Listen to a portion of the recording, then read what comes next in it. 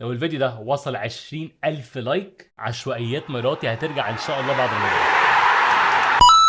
قبل ما نخش فيديو النهارده عايز بس اقول حاجه سريعه غبيه انا عملتها. انا سجلت الفيديو بتاع النهارده بتاع منتجات تيمو ده من غير ما احط زينه رمضان، فانا قلت بس اسجل اللقطه دي عشان اوريكم زينه رمضان شكلها عامل ازاي ان شاء الله معانا الشهر ده، واقول لكم مره كمان للمره مليون كل سنه وانتم طيبين قبل ما الفيديو يكمل. فكل سنه وانتم طيبين، ده شكل زينه رمضان وما عادش الفيديو النهارده ما فيهوش زينه. انا غبي بس والله مش طبيعي اكتر من كده. خلينا نخش في الفيديو. ايه الاخبار يا ناس؟ حلوه عاملين ايه؟ واهلا بكم في فيديو النهارده، وكل سنه وانتم طيبين ورمضان كريم، لان النهارده اول فيديو من شهر رمضان الكريم ان شاء الله. قبل ما اخش بقى تفاصيل، اكيد انت عايز تعرف جدول رمضان هيمشي ازاي. انا في اسابيع هحاول انزل فيها فيديوهين في الاسبوع، بس لو ما قدرتش اعرف ان انا مشغول جدا جدا، فالاكيد انه هيكون في فيديو كل يوم خميس الساعه 10 بالليل بتوقيت مصر، وهيكون في ستريم كل يوم الساعه 11 بالليل بتوقيت مصر على تويتش ويوتيوب والكلام ده كله. ده هيكون حدوته السحور، حدوته السحور هعملها على يوتيوب كمان ان شاء الله. هو بس المفروض ان في سفريات هتجيلي في النص، حاجات كده جامده جدا مش هنخش في تفاصيلها دلوقتي. اللي هيتابع الحدوته هبقوله في الاستريمات. المهم ايه العنوان ده وايه الحوار بالظبط، ليه كاتب تيمو على الثامنيل والحاجات دي كلها؟ خليني اقول لك القصه في السريع. طبعا انتوا عارفين ان سلسله عشوائيات مراتي وقفت عشان انا مقاطع امازون، وانا مكمل في موضوع المقاطعه ده. بس من كام يوم كده كنت قاعد حاطط رجل على رجل على الكنبه وماسك الموبايل وعمال اتصفح انستجرام عادي خالص، مره واحده تلاقي الاعلان من تيمو بيقول لي ممكن تاخد حاجات ببلاش، وانا من زمان نفسي اجرب اشتري حاجات من تيمو عشان القناه هنا ونقعد نجربها مع بعض. فيعني نقدر نقول الاعلان ضحك عليا، ونزلت البرنامج وحطيت حاجات في الكارت هوريها لكم النهارده، واشتريت الحاجات، والمفروض ان هي وصلت لي اخيرا، وصلت بسرعه جدا على فكره. بس الفكره اني اتكلمت مع دنيا وقررنا حاجه جامده جدا. لو الفيديو ده وصل 20,000 لايك عشوائيات مراتي هترجع ان شاء الله بعد رمضان.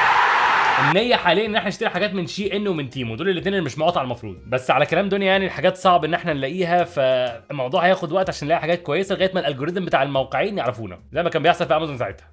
من الاخر النهارده هنجرب مع بعض منتجات غريبه من تيمو، ولو وصلنا 20,000 لايك العشوائيات هترجع ان شاء الله. وبس كده، خلينا بقى نخش في المحتوى بتاع فيديو النهارده. مبدئيا صح، قبل ما نخش بس في المحتوى عايزك تفهم حاجه. لما دخلت على الاعلان وعملت حساب في تيمو حصل حاجه كويسه قوي، وهي انه خلاني اختار 3 حاجات ببلاش، خدتهم ببلاش خالص حتى بالتوصيل، وبعدين اضطريت اشتري حاجتين كمان عشان كل حاجه توصل مع بعض. نصبايه يعني، بس انا ظبطتها كويس. فالنهارده هنبدا بالثلاث منتجات المجانيه اللي انا خدتها ببلاش خالص، وهنشوف تستاهل ان هي تبقى ببلاش ولا لا، وبعدين هنشوف المنتجين التانيين. فيلا بينا نخش على المنتج الاول. انا بقى مش هعمل زي علي اكسبريس واقعد اقرا لكم العنوان وكده، انا هقول لكم على طول ايه اللي قدامنا ده. دي يا جماعه المفروض انها كاميرا على كلامهم، وبقول على كلامهم لان اوقات بتشتري حاجات من تيمو وتطلع في الاخر صوره، فانت لازم تقرا العنوان كويس قوي، وانا قريت العنوان ده كويس قوي المفروض. بس ايه الفكره من الكاميرا دي؟ الكاميرا دي المفروض ان هي بتقلد كاميرات غاليه جدا اللي هي الاوزمو والاكشن كاميرز والحاجات دي، والمفروض ان العدسه بتلف معاك وحاجات كده. فخلينا نشوف مع بعض الفيديو الاول نشوفه عامل ازاي. اوكي، بيقول لك ان في عدسات وزرار باور وحاجات، ومن ورا بيقول لك في ايه، وفي سبوت لايت وكليب كويس، والكاميرا بتلف ومش عارف ايه. ايه ده؟ دي المفروض ان هي صغيره قوي، دي اصغر من الموبايل ولا ايه ده؟ انا ما اعرفش والله العظيم. بس هو منتج واخد 81 مراجعه و4.6 نجوم. وبالمناسبه في حاجه في تيمو لازم تعرفها عشان في ناس كتير بيتنصب عليها. فرضا انا اشتريت من تيمو 5 حاجات، منهم حاجه واحده بس حلوه واربع حاجات تانيين وحشين، وركزوا في الموضوع ده قوي عشان ده مهم جدا تعرفوه للمستقبل. لو انا رجعت الحاجه الحلوه واديتها 5 نجوم وقلت ان هي جامده جدا وزي ما موصوفه بالظبط وانا مبسوط بيها، نفس المراجعه دي بتروح منطبقه اوتوماتيك على بقيه الاربع حاجات. حوار غبي جدا. يعني انت لما بتراجع حاجه في تيمو المراجعه بتروح لكل المنتجات طالما في الاوردر نفسه، فخلي بالك عشان اوقات بتيجي تشتري حاجه وتحس ان المراجعات مالهاش علاقه بالمنتج. ده السبب. يا رب تكونوا فهمتوا شرحي ده. بس عموما كل الكلام اللي انا قلت ده عشان افهمكم ان المنتجات كلها جت هنا. فانا هفتح الكيس ده وهطلع الكاميرا ونشوفها مع بعض. بسم الله. مش عايز احرق بس ايه اللي موجود. الله الله الله، الانطباع الاولي كويس. دي علبه الكاميرا بجد. طيب يعني هي العلبه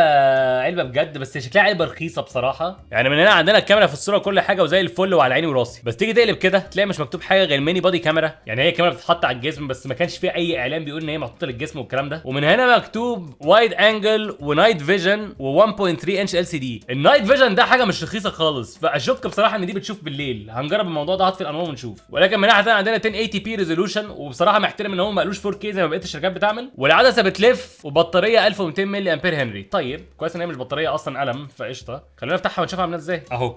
ايه ده؟ بس كده عندنا في كابل يو اس بي تايب سي. ده تايب سي بجد ولا ايه؟ ما اعتقدش ان هو تايب سي بجد، او يعني ما اعتقدش ان هو يو اس بي 3 بجد. وعندنا هنا ميموري كارد ريدر، عندي من دول حوالي 20 تقريبا وكلهم بايظين. وبعدين عندنا هنا الكاميرا نفسها هنبص عليها دلوقتي. في حاجه تاني، في دليل استخدام. اوكي، اقفلي العلبه تاني ووريني الكاميرا اللي انا خدتها ببلاش دي. خفيفه قوي يا جدعان، ايه ده؟ طبعا عندنا من هنا في شاشه اهي، ومن هنا في زرار باور وزرار ريتيرن تقريبا ومكان الميموري كارد. من ورا عندنا فعلا الانوار اللي قالوا عليها والعدسه اهي، وفي كليب هنا عشان تحطها فعلا في جسمك او في التيشيرت. وبعدين عندنا هنا سهم لفوق وسهم لتحت، اوكي، والميكروفون ومكان للشاحن. ومن تحت كمان عندنا حاجه عشان نحط الماونت. فككاميرا كل اللي انت محتاجه موجود بصراحه، يعني مفيش حاجه ناقصه. خلونا نشيل اللزقه دي من هنا كده، وهي جايه من غير ميموري كارد طبعا، طبعا، فانا محتاج اجيب لها ميموري كارد. صح، انتوا اكيد عايزين تعرفوا سعرها كام دلوقتي على تيمو لو هنشتريها بفلوس، صح؟ هي على الموقع مكتوب ان هي نمبر 1 بيست سيلر ب 6 ريال 85 بدل 9 ريال 41، يعني بالمصري سعرها بعد الخصم حوالي 900 جنيه. 900 جنيه. اوكي، كاميرا ب 900 جنيه، يا ترى بتعمل ايه؟ الاول هحط جواها ميموري كارد. بالمناسبه لو ايدي شكلها قذر انا اسف، بس هو لو تلاحظوا في اصابات كتيره وهتشوفوها كذا مره في كذا فيديو، حتى هنا في حساسيه من الباندج اللي كنت حاطه على التعويره دي. انا متبهدل، حاجات ليها علاقه بالثير هتفهموا بعدين في فيديو 3 دي برينتر هينزل بعدين ان شاء الله تفهموا فيه كل حاجه. على العموم خلونا نحاول نشغل الكاميرا ونشوف هتعمل ايه. بسم الله. اوه ايه ده المنظر ده؟ حاطين عربيه وحاجات غير. ايه ده؟ اشتغل على طول. ايه ده؟ الكواليتي مش وحشه. لا انا مصدوم الصراحه. لا يعني مش عارف اشرح لكم ازاي، بس هي الكواليتي مش وحشه خالص خالص يا جدعان. والديلي مفيش ديلي تقريبا. بصوا انا بهز الكاميرا الديلي شبه مش واضح. ازاي الف الكاميرا عليا؟ انا دوست مرتين على السبب بقت تسجل صوت انا بس. هي بس الشاشه، بس هي الشاشه غبيه فالكاميرا مش شايفاها. بس اوكي، الزرار اللي على الشمال هنا لو دوست عليه مره بتبقى صوره عاديه، لو دوست عليه المره الثانيه بيبقى بتسجيل صوت، ولو دوست عليه مره كمان بيوريك الجاليري او الحاجات اللي عندك على الكاميرا، ولو دوست مره كمان بتفتح فيديو عادي. اوكي طب والعدسه نفسها بلفها ازاي؟ لان انا حاسس ان العدسه ثابته. لا العدسه مش ثابته. هو انا العدسه بتلف. ايه ده المنظر ده؟ خلونا اصور لكم فيديو بيها بدل ما احنا عاملين بنرغي كده. خلونا نشوف اصلا الكواليتي بتاعتها عامله ازاي ونبص عليها مع بعض. هتفرج عليها معاكم. اسجل ازاي كده؟ فخلونا نتحرك في الاوضه شويه واصور شويه حاجات. الفكره دلوقتي بفكر هو احنا ازاي نشغل النور اللي هو بيقول عليه ال اي دي ده. مش شايف اي حاجه تتكلم عن الموضوع ده. فاهمين قصدي ايه؟ خلونا نشوف كده دليل الاستخدام. فهمت. لحظه، ده في حاجتين لازم اصور لكم فيديو تاني. اوكي بصوا دلوقتي انتوا شايفين من الكاميرا مره كمان وانا بسجل الشغل قدامي. هقلب الكاميرا واوكي المفروض ده الفولدر بتاعنا. اعتقد ان احنا نروح على فيديو ايه، وعندنا 4 فيديوهات اكبر واحد فيهم 209 ميجا. خلونا نفتحه اهو. ايه ده؟ ايه اللي حصل ده؟ ايه اللي حصل ده؟ مش فاهم. لا تاني يا صاحبي، استنى يا صاحبي، عيد من الاول افهم بس. هو ايه دي اصلا؟ ايه ده؟ مش فاهم. ايه ده اكبر فيديو فيهم. طب والصغير ده هو في ايه؟ هي الكاميرا ما بتسجلش ولا ايه؟ اتنصب عليا باول حاجه. طب هو بنسبه كبيره انتوا ما شفتوش حاجه غير ان انا بقول الكاميرا مش شغاله. هو انا صورت فيديوهات كتير وما اشتغلتش. لا لحظه، لا يكون الميموري كارد بايظه ولا حاجه. انا هغير الميموري كارد. مستحيل. انا رافض. لحظه واحده، فثانيه واحده اقوم اصور تاني ما اعرفش. لحظه واحده. طيب يا جماعه دلوقتي المفروض ان انا بدات تصوير من الكاميرا. 2000 years later. خلونا بقى بجد نشوف الكواليتي عامله ازاي. الكاميرا دي تعبتني قوي ان انا اجربها، وده معناه ان انا عمري ما هستخدمها تاني ابدا، وكويس ان هي ببلاش. خلونا نشوف ايه نظامها. اشغل الفيديو بالصوت بتاع الفيديو. فخلونا نشوف. طيب يا جماعه دلوقتي المفروض ان انا بدات تصوير من الكاميرا. فالمفروض ان دلوقتي شايفين كواليتي الكاميرا عامله ازاي. دي المره الثالثه اللي اصور فيها تقريبا، لان كل المرات اللي فاتت التصوير كان بايظ ما اعرفش ليه. فيا رب تكونوا شايفيني دلوقتي وشايفين ايه اللي بيحصل. الكاميرا اهي، هنا عندنا 3 دي برينتر جنبي اهو، هنا عندنا حاجات كده تانية اهي كتير، هنا عندنا التلفزيون اهو، وهنا عندنا الرفوف والحاجات دي كلها. والمفروض ان انا لو وقفت وبعد كده طفيت مثلا قلت اليكسا ديكوريشنز اوف، كمان طفيت الانوار دي. انا وشي قرفان انا اسف. خلاص لا وقف لي. عارفين الافلام الرعب اللي هي بتبقى كانها متصوره بكاميرا كواليتي وحشه عشان تبقى خايف اكتر لانك مش فاهم ايه اللي قدامك ده؟ الافلام دي الكواليتي فيها احسن عن اللي احنا شايفينه قدامنا. ايه القرف ده؟ هي ازاي كده؟ حتى لو ببلاش ازاي الكاميرا كده؟ المفروض انا ممكن اعمل نايت فيجن بطريقه ما. الاول لا انا كده قلبت الكاميرا كده، ممكن اقلب الكاميرا عليا، فممكن اعمل كده. يا ساتر يا رب. في اوبشن بس انت مانيوال بتقلب الكاميرا، فانا ممكن اقلب الكاميرا تاني بالشكل ده. لحظه واحده اعكسها تاني هتقلب انا، بعد كده اروح مرجعها كده لا مؤاخذه. اوكي، ولو فضلت بقى دايس اعمل تحت المفروض يفتح لي نايت فيجن. هل في اوكي في نايت فيجن فعلا. فالمفروض ان هو بيصور دلوقتي نايت فيجن. ما اعرفش هو خلاها ابيض واسود وشغل الفلاش ولا ايه الصراحه، بس هي شكلها كانها نايت فيجن. يعني بص الحاجات شكلها شويه تحس انه ايه. لا ده مش نايت فيجن ده يا اخوان، مش عارف والله العظيم بجد مش عارف. طب خلونا. هو عامه ده مش نايت فيجن، هو ده الكاميرا خلت الالوان ابيض واسود وشغلت فلاش قوي فتحس ان هو نايت فيجن، بس هو مش نايت فيجن بجد. عشان بس انا بقطع اقفل تاني كده اهو، وبعد كده اجيب الكاميرا عليا وبعد كده اقلبها تاني بالشكل ده. اوكي، ودلوقتي انتوا شايفيني بتكلم. لحظه اشغل النور تاني. اليكسا ديكوريشنز اون. اشغل نور الاوضه تاني، خليها كاننا في الشمس والحياه حلوه وجميله. فالمفروض انتوا دلوقتي شايفيني بتكلم. انا ههز الكاميرا معايا شويه، عايزين بس نشوف الكواليتي عامله ازاي. فده وش هو بيتهز، وانا مش عارف الصراحه هي شكلها في الشاشه الصغيره كويس. هل هي كويسه؟ انا ما اعرفش. لا، والكاميرا خفيفه بشكل كويس ماشي، وخدتها ببلاش. بس لو اشتريتها تبقى ب 900 جنيه. فهل هي تستاهل 900 جنيه؟ ده اللي انا عايز اعرفه دلوقتي. فانا مش عارف يعني، بقول لكم اكتر من مره سجلت وكل الفيديوهات كوربتد يعني مش شغاله. هل هيسجل دلوقتي ولا لا؟ مش عارف. فخلينا نشوف، يلا بينا. اول منتج من تيمو طرشقه يعني. فاهم؟ انا مش عارف هو ازاي وحش كده، انا بجد مش عارف هو ازاي وحش كده. لا الكاميرا والله ما تستاهل يعني. الفكره هي فيها فكره. اول مره اشوف كاميرا فيها فكره بس ما فيهاش تنفيذ. الفكره كويسه وكل حاجه وعلى عيني وراسي، بس الكاميرا نفسها قذره. وبعدين بقول لكم بوظت لي الفيديوهات اكتر من مره، وده شيء غريب جدا. فانا مش عارف ازاي كده الصراحه. ودي كمان انا كنت فاكرها اوتوماتيك، بس طبعا يعني ما فيش حاجه هتبقى ببلاش تبقى اوتوماتيك. هي كاميرا معفنه قوي قوي. مش هعتبرها نصبايه لان ده مش منتج انا دفعت فيه فلوس. المنتج اللي انا دفعت فيه فلوس يعتبر منتج واحد بس هو اللي انا مهتم ان هو يكون كويس لاني هحتاجه بجد. فده كان المنتج الاول معانا النهارده. قول لي ايه رايك فيه تحت في التعليقات عشان انا بجد خلاص يعني انا اتفصلت. شكل عشوائيات مش هنكمل بتيمو. مستحيل مستحيل. ايه القرف ده؟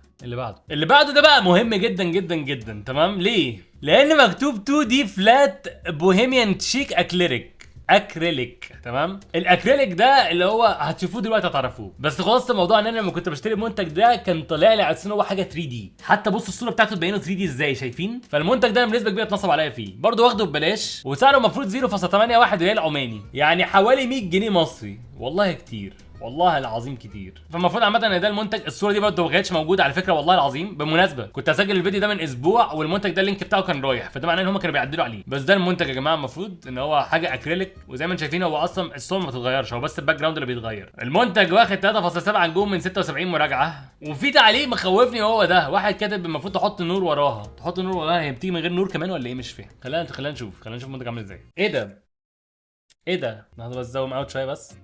منتج اهو. دي حرفيا صوره. لحظه واحده، انا فاكره مجسم 3 دي بينور وهحطه في الباك جراوند ورايا وهيبقى شكله حلو وجميل. ده ايه ده؟ يا ريتني جبت هلال رمضان والله. ايه ده؟ يا على الكواليتي بتاع طالعه متجرحه من المصنع لما طلع عينها. ولا فيها لزقه ولا إيه؟ لا فيها لزقه. ظلمتها. خلينا نشيل اللزق اللي عليها كده. لا والله يعني مش مصدق ان انا بقول حاجه زي كده، بس ما اعرفش اقول الكلمه دي ليه. كاكريليك هو نظيف. خلينا برضو نشيل من المتابعين سوري قصدي من القمر. خلينا نشيل بس من القمر برضو اللزقه اللي عليه، ولا مفيش لزقه عليه ولا ايه بقى؟ انا مش فاهم. ايوه اوكي نشيل اللزقه اللي من قدام. يفترض ان انا احط دي في دي كده. هي مش بتقضي ولا ايه؟ مش مقضيه. استنوا والله انا بقى كلب لو اشتريت من تيمو تاني. ايه ده؟ ايوه عملتها خلاص اهو. اوكي 106 ولا 107 جنيه ولا 108 ولا مش عارف كام والله. ده اللي انا اشتريته. يعني شوف الصوره قدامك عامله ازاي وتحس ان هي 3 دي وبتنور ومش عارف ايه، وفي الاخر ده يطلع ده المنتج. صوره والله العظيم كميه كان في كاميرا كنت اشتريها طلعت في الاخر صوره الكاميرا والله العظيم. يعني كميه النصب في تيمو لازم تقرا كل حاجه. والوحش في الموضوع كمان ايه؟ لو تركز كده في الطباعه البرينتر وقفت في خط في النص. شايفين الخط اللي موجود من تحت ده اللي في النص؟ ممكن تبان من ورا اكتر. شايفين الخط؟ في خط في الطباعه ما نفعش. في شخص صيني في مكان ما شافها وقال مش مشكله اللي هياخدها مش هيفرق معايا. انا فارق معايا يا صديقي الصيني. انا فارق معايا. انا دافع فلوس. لا انا مش دافع فلوس في دي، بس يعني لو دافع فلوس كنت هزعل من الاخر والله العظيم. يعني منتج قذر. يعني ينفع احط في الباك جراوند ورايا في رمضان مع ان هو ما اعرفش والله ده يعني ايه ده رمضان ولا كريسماس ولا ده ايه بالظبط. بس يعني هنحطه ورانا وخلاص. رمضان جاي في الشتاء فانا هعتبره يعني جزء من الموضوع. بس ده المنتج التاني معانا النهارده. منتجين زي الزفت واخدهم ببلاش وعرفنا ليه ببلاش. ماشي خلينا نروح على المنتج الثالث اللي انا بجد مش متحمس له خالص دلوقتي. يلا بينا. المنتج الثالث جاتنا القرف. المفروض ان هو انجريفر حفار، وهو مش غريب عليا الصراحه. شفت الحاجات دي قبل كده بس كان ممكن اخده ببلاش فقلت اخده يمكن احتاجه ل 3 دي برينتر والكلام ده. فالمفروض ان هو حفار، ومن الصور المفروض ان هو بيحفر على الحديد. الحديد وبياخد بطاريتين قلم وبتاع. مش عارف والله يعني انا قلقان. بس المنتج سعره 0.73 ريال، يعني ارخص حرفيا من الرسمه اللي فاتت. يمكن ده يكون ب 99 جنيه ولا حاجه. وفي واحده اسمها سوسو من عمان عامله له هو مراجعه وبتقول ان هو كويس وشغال كويس. يا رب يكون كلامك صح يا سوسو يا رب. فبسم الله ده المنتج. يعني ما فيهوش لعب كتير او حركات كتير الصراحه. مش بيحوروا زي الكاميرا وعاملين حركات واشكال وكده. فخلونا نطلع المنتج ونشوفه عامل ازاي. ايه ده مقفول بسيروتيب؟ يا على الكواليتي، يا لهوي على الكواليتي. ولا في اي حاجه تانية في العلبه. علبه فاضيه يا عمي. ده المنتج فيه زرار من هنا وفي البتاع اللي بتحفر من هنا وبيتحط له بطاريه. ازاي بقى؟ مكتوب من هنا اوبن كلوز. ما اعرفش ممكن تكون كده باينه اكتر. انا اسف جدا على ضوافري والله يا جماعه. ضوافري والله مش وسخه هي، بس كنت بشتغل في حاجات بايدي كتير فشكلها كانها بايظ شويه. بس ايه لازم استنى يومين 3 عشان تظبط تاني. هو افتحها ازاي البتاع دي؟ ايوه بقى. ايه ده ده ايه الحاجات الخطر دي؟ ايه ده؟ عندي بطاريتين هنا فهنحط واحده كده والتانيه كده وهنقفل عليها تقريبا. اوكي المفروض ان ده منظرها فتمام. خلونا نجيب كده. دي حته بلاستيك انا طابعها حاجه من مشروع كده هتشوفوه بعدين يعني هينزل على القناه هنا. ولكن خلينا اشغلها. اوكي لازم افضل دايس عشان تفضل شغاله. والله حركه كويسه. فخلوني مثلا اكتب اسمي هنا كده. ايه ده عامل كده ليه؟ ايه ده مش عارف انتوا واخدين بالكم ولا لا، بس اول ما بتلمس البلاستيك ركزوا بتقف. هل انا بستخدمها غلط؟ لحظه كده. والله مش بطاله، والله العظيم بتعمل اللي انا محتاجه ليها بالظبط بالظبط. اوكي طيب هل اقدر ارسم بيها بقى حاجات وكده؟ استنوا كده. هي بتقف، دي المشكله، بس يعني خلينا نجرب. رسمت واحد بنضاره، ما اعرفش ايه ده. هي بجد بجد بجد مش وحشه، ولو حتى ب 90 جنيه مش وحشه خالص الصراحه. طب خلونا اجرب احفر بيها جامد واشوف هيحصل ايه. استنى، هل اقدر اعدي من البلاستيك؟ بصوا ده سمك البلاستيك. هل اقدر اعدي البلاستيك من هنا لهنا؟ هل هي قويه للدرجه؟ خلونا نجرب كده. لا ممكن اعمل بيها حفره في البلاستيك يعني، فدي حاجه كويسه. عايز اجرب احفر على حاجه حديد بقى، مش عارف ليه. بص انا عندي الميداليه دي كانت مبعوته لي عشان لعبه ستار وورز، فكنت بستخدمها لغايه ما بدات تتمسح من هنا. فخلونا نجرب نحفر فيها حاجه كده نشوف. فبسم الله. اوكي لا شغاله كويس قوي قوي قوي. هي بس محتاجه الواحد يتعود ان هو يستخدمها. انا لما مره مليون هعتذر على منظر ايدي والله العظيم عشان شكلها زي الزفت وبايظه خالص، بس انا اسف يعني. هو بس انا بحب اشتغل بايدي بقالي فتره فبتبوظ. المنتج التالت معانا اللي هو اقل واحد كنت متحمس له في الحاجات اللي ببلاش، لان الحاجات الجايه كلها بفلوس، طلع احسن واحد فيهم حرفيا. ده شيء بالنسبه لي مفيد وهستخدمه في حاجات كتير انا بعملها دي اي واي، وما فيهوش لعب كتير. وزي ما الكتاب يعني سوسو طلع عندها حق من الاخر، فشكرا جدا لسوسو من عمان. كلامها طلع صحيح. خلينا نشوف مع بعض المنتج. بصوا هنروح على المنتج الرابع. المنتج الرابع هو المنتج اللي يعتبر غالي شويه او غالي جدا مقارنه ببقيه المنتجات، فخلينا نشوف عامل ازاي مع بعض، وبعد كده نخش على المنتج اللي بعديه كمان ونخلص الفيديو على هنا ونقول حسبي الله ونعم الوكيل. على العموم اللي قدامكم ده يا جماعه هو المنتج الاخير، وهو عباره عن غساله بتطبق. والفكره ان انا ودنيا بنسافر كتير وببقى عايز اغسل لبس وانا مسافر، بس ما بلاقيش طريقه ان انا اعمل كده. فانا فعلا جايب الغساله دي عشان اسافر بيها في بعض الاوقات، فاهمين؟ في منها لونين اخضر وبنفسجي، انا جايب الاخضر المفروض. وهي مش منتج غريب عليا على فكره، هو منتج انا عارفه كويس قوي، بس عاده بيكون اغلى من السعر اللي انا جايبها بيه. انا جايبها ب 10 ريال بالظبط لو انا فاكر صح، وهي سعرها حاليا 11 ريال 74 بدل 29 ريال 29. يعني يفترض ان سعرها كان حوالي 3850 جنيه، ودلوقتي سعرها على الموقع وانا بسجل 1542 جنيه، وانا جايبها بيه 1300 جنيه. يا جماعه بس التوضيح، انا في محل دلوقتي في عمان هنا بيبيع حاجات رخيصه، لقيت نفس الغساله بالظبط ب 3 ريال، يعني اتنصب عليا.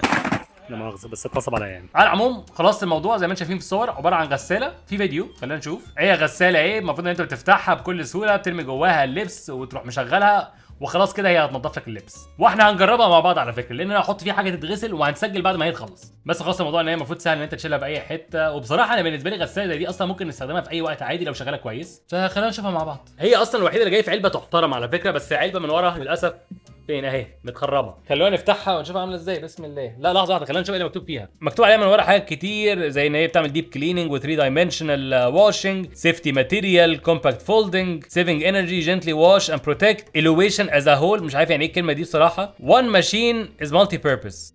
ده شرح ده ولا ايه؟ مش فاهم. عامة من ورا مكتوب برضو ان هي بتشتغل على 12 فولت واخرها 8 لتر. بفتحها بالانجريفر حرفيا. مش هضيع سكينه الصراحه بمنتجات تيمو خالص.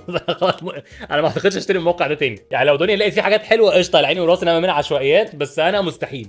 اوكي ادي المنتج. ايه ده بس كده؟ خليني بس اطلعها من الكيس. هو في قطع كتيره قوي، واضح ان احنا هنحتاج. في لعمان الحمد لله. طب والله كويس. اوكي بس في قطع كتيره هنحتاج ان احنا نركبها تقريبا. في غطا هنا، وفي لحظه واحده هو ايه ده؟ هي بتتفتح ازاي ولا ايه اللي بيحصل بالظبط؟ مش فاهم. لحظه، اعتقد انا محتاج اعمل كده. اوكي كده فتحت الغساله كلها، فده حجمها المفروض وهي كبيره، واعتقد ان انا المفروض احط جواها، والله شكلها من فوق غساله فعلا، بس المفروض احط دي جواها كده. تمام اوكي ممكن تلف عادي. وبعدين عندنا في بص بقى القرف، بص القرف، بص القرف. جيت اشيل اللزقه دي، بص حصل ايه. لحظه واحده، بصوا اللزقه لازقه ازاي. ايه اللزقه لازقه ازاي؟ بصوا قصدي يعني اللزقه عامله ازاي، شايفين؟ فمش هينفع اشيلها، خليها دلوقتي مش مشكله.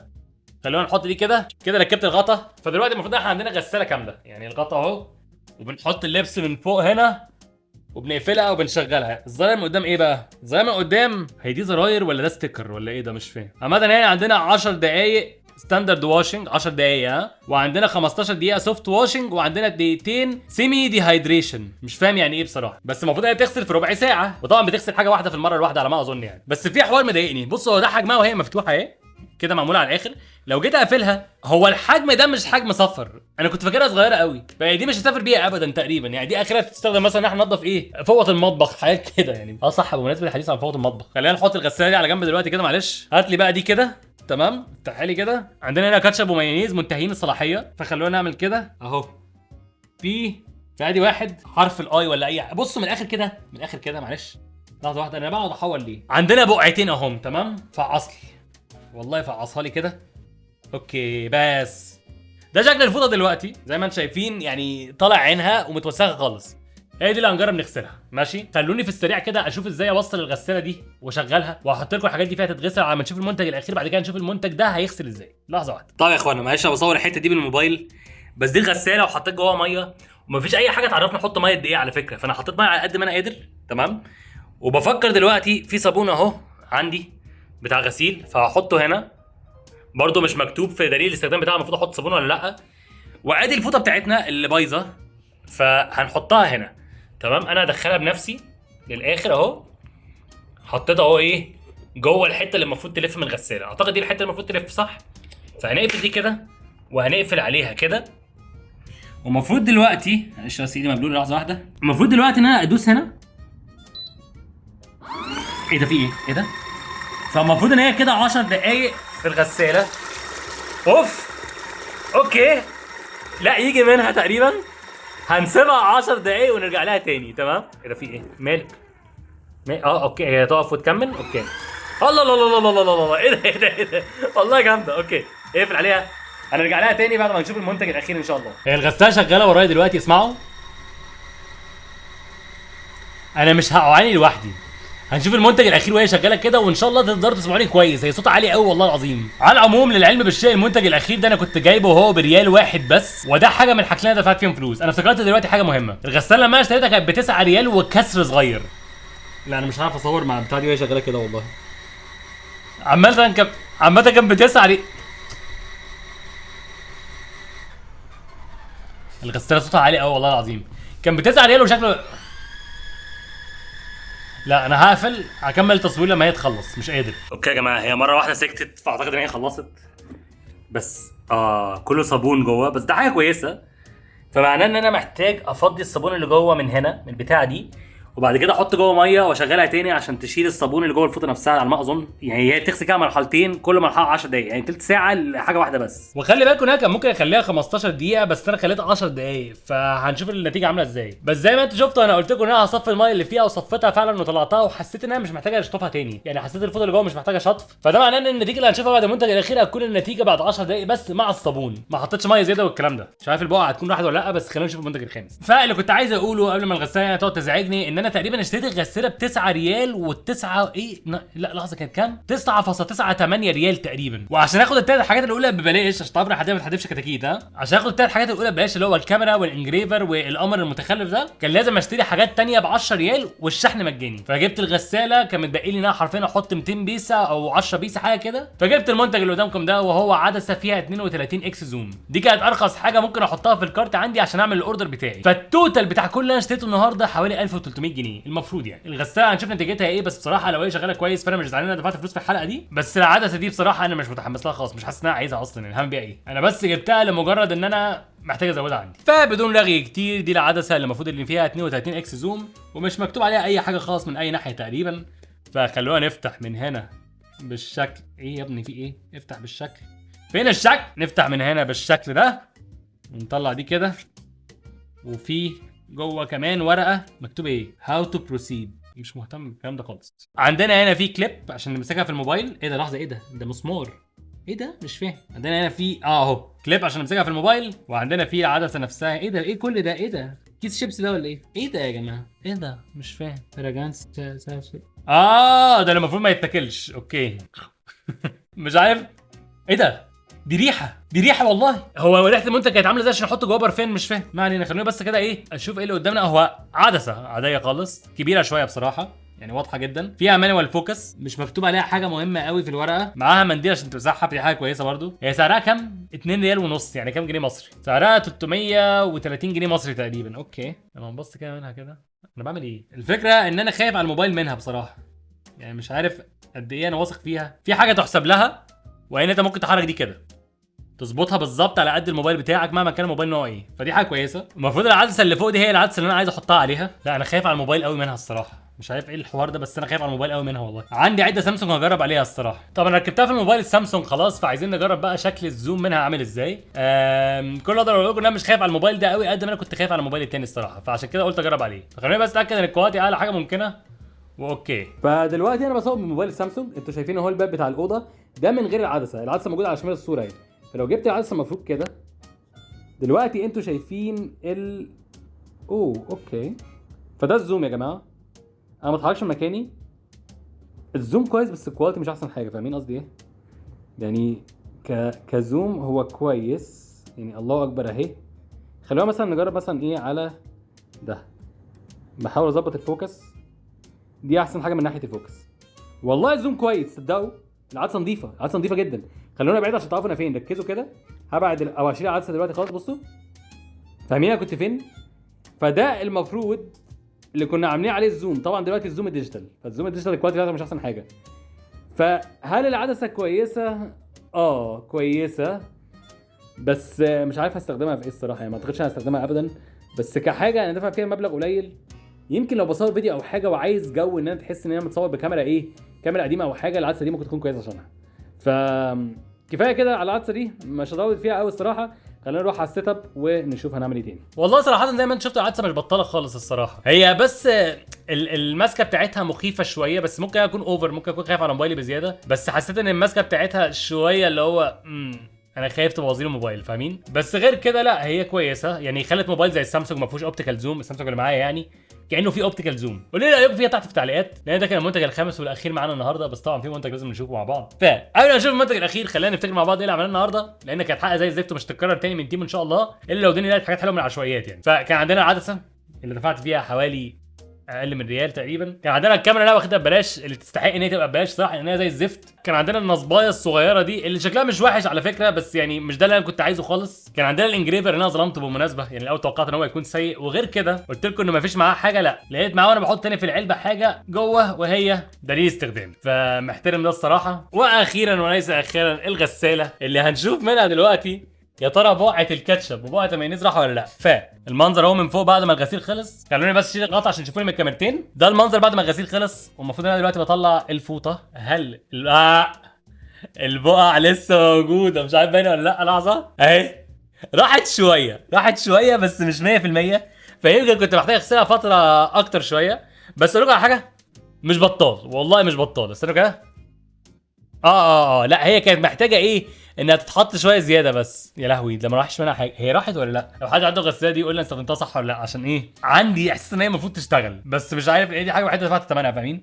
فانا بالنسبه لي يكون الغساله اشتغلت مع ان انا طالع الفيديو ده بنجاح، بس مش عارف صراحه، مش عارف. فكره زي الزفت، يا ريتني ما اشتريت من تيمو. بدايه جميله لرمضان، عباره عن نصب في نصب في نصب يعني. دلوقتي انا عرفت قيمه علي اكسبريس، والله العظيم علي اكسبريس بحبكم. انا هقفل الفيديو هنا واشوفكم المره الجايه ان شاء الله. ما تنسوش 20000 لايك نرجع للعشوائيات باذن الله، وانا هروح احط دي في غساله حقيقيه. والسلام عليكم ورحمه الله وبركاته. باي باي، الى اللقاء. باي باي. تعبت واشتغلت، سهرت واجتهدت، ما يبانش في شغلي، عارف اني بتعب فيه بجد. دموع وعرى شغلي على قلبي زي العسل. انتوا تخلوا اي شخص ينسى ايه مفهوم الكسل. عشانكم انا مكمل، عشانكم انا مطول، لحد ما تاني درعي يجي لعندي ويفرمل، يعرف مكانه فين وسط مليون بستاوي بيسمعوا قصه نجاح انا فيها الراوي.